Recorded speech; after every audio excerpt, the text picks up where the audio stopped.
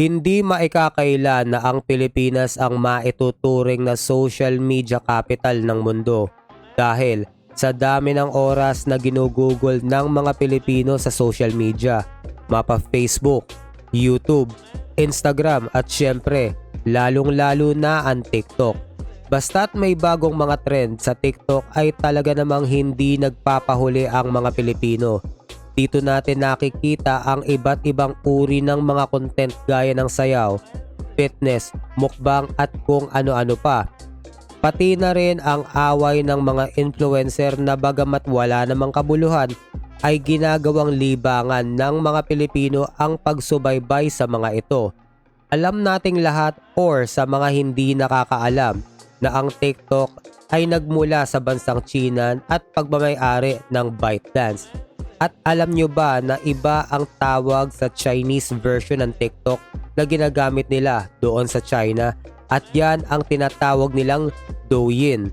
Halos parehas lang ang itsura ng TikTok at ng Douyin kung ipagkukumpara at kung iisipin ay parang wala naman talagang pinagkaiba. Ngunit ang totoo ay may malaking pinagkaiba ang TikTok at ang Douyin at yan ang pag-uusapan natin sa araw na ito. Ang kumpanyang ByteDance ang pinaka-parent company ng TikTok na itinatag noong 2012 at ang founder nito ay si Zhang Yiming at ang himpilan ng ByteDance ay matatagpuan sa Beijing, China at ang TikTok ay produkto ng ByteDance.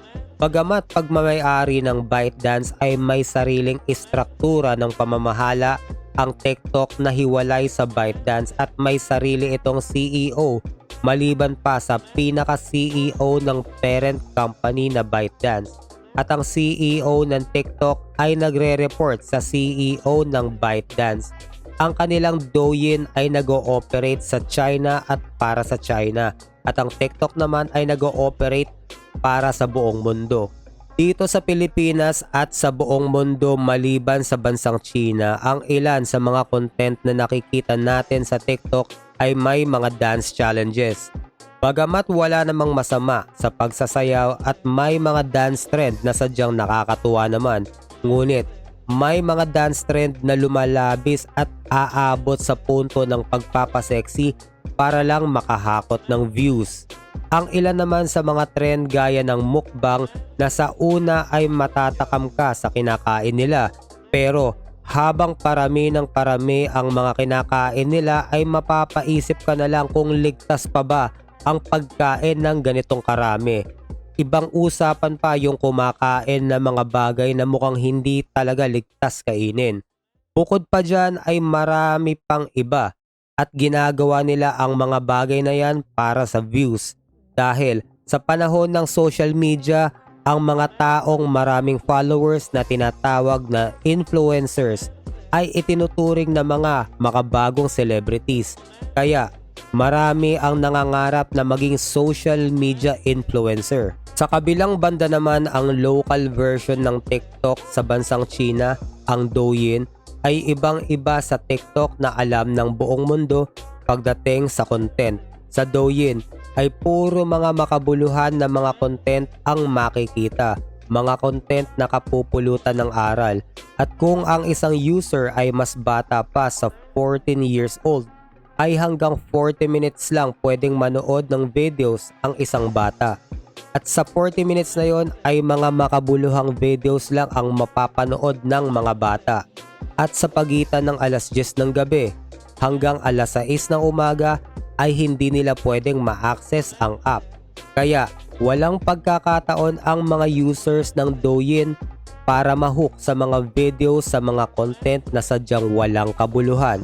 At pag umabot na sa 40 minutes ang gamit ng isang bata ng Douyin ay makakatanggap sila ng alert para tumigil sa panonood para gumawa ng ibang bagay na makabuluhan. Ang ganda, diba?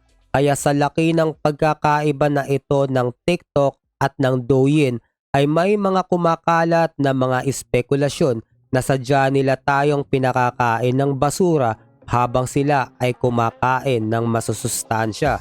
Napag-usapan na rin lang ang mga basurang mga trend. Halimbawa na lang dito sa Pilipinas, Nagkaroon ng mga trend na kung saan gumagawa ang mga tao, lalo na yung mga kabataan, ng maituturing na kalaswaan. Noong 2020 ay nagkaroon ng trend na My Heart Went Oops, na kung saan ay magsisimula yung video na maayos at inosente ang pananamit ng mga babae, pagkatapos ay magkakaroon ng transition na kung saan ay nakasuot na sila ng sexy. Agad itong nagkaroon ng maraming participant at umani ng sari-saring reaksyon. At maliban dyan ay isa pang usapin na lumalaganap sa TikTok at kalaunan ay sa lahat ng social media platforms, ang usapin ng diploma o diskarte, na kung saan ay may mga nagpapalaganap ng kaisipan na hindi na mahalaga ang mag-aral at magkadiploma at dapat ay dumiskarte na lang. Mapanganib ang ganitong kaisipan sa kadahilan ng salipunang ginagalawan natin.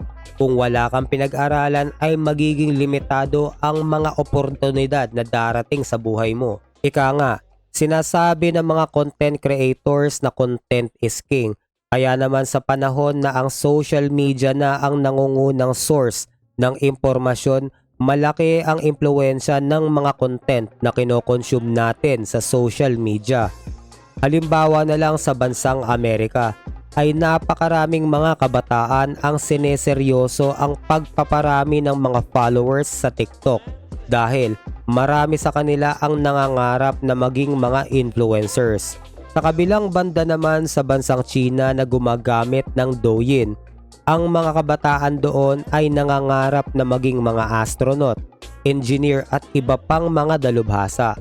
At maging dito sa Pilipinas, maliban sa mga basurang mga trends, ay nakakasagap din ang mga tao ng mga basurang mga kaisipan na lumalason sa isip ng mga tao, lalo na ng mga kabataan. At dahil sa mga taong gustong maging influencer, kaya gagawin nila ang lahat para makuha ang atensyon ng mga tao. Maliban sa pagbabago ng nagiging ambisyon ng mga tao dahil sa impluwensya ng mga content na nakikita sa social media, lalong-lalo na sa TikTok. Ang isang nakakabahala dito ay ang addictive na epekto ng pag-consume ng mga content sa TikTok. Dahil ang algorithm ng TikTok ay naglalatag ng mga content na angkop sa iyong mga interes na siya namang nakikita mo sa iyong For You page. At dahil dito ay nagkakaroon ng sipa ng dopamine sa ating utak.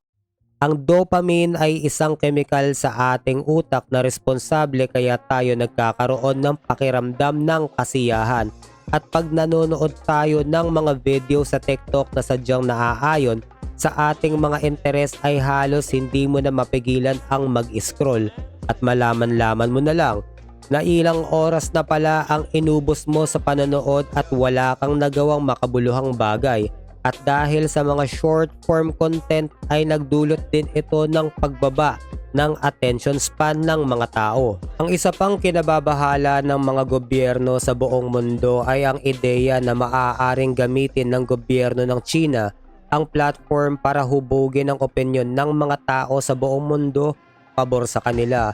At ang ilan ay nababahala din dahil sa potensyal na paggamit sa TikTok para kumuha ng mga personal na impormasyon mula sa mga users at magamit para sa pag-iimbestiga at pagmamanman.